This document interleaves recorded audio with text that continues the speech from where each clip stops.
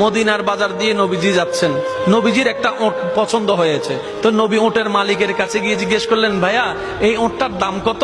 ওই দামাদামি হলো, নবী সে দামে কিনতে রাজি হলেন, কিন্তু নবীর কাছে তখন অর্থ ছিল না। তখন নবীজি ওনাকে বললেন, আপনি আমাকে ওটটা দেন, আমি এখনই গিয়ে আপনার সেই প্রাপ্যটা পাঠিয়ে দিচ্ছি।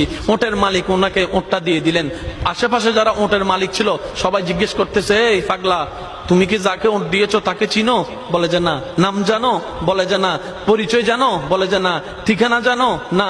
তো তুমি যে ওটটা দিয়ে দিলা, উনি যদি ওটার টাকাটা না ফাটায় তখন তো তুমি লসের মধ্যে চলে যাবা। সে ওটের মালিক বলে, এত সুন্দর নুরানি চেহারাওয়ালা কখনো বাটপার হতে পারে না, কখনো চিটার হতে পারে না, কখনো মিথ্যুক হতে পারে না।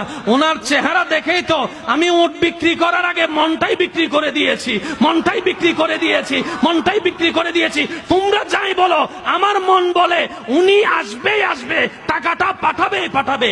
এই কথা বলতে না বলতে কিছুক্ষণ পরে নবীজির একজন সাহাবা এসে বলছেন, একটু আগে একজন ওট নিয়ে গিয়েছেন কাছ থেকে, ওটের মালিকটাকে একটু দেখতে চাই। উনি বলে যে আমার থেকে।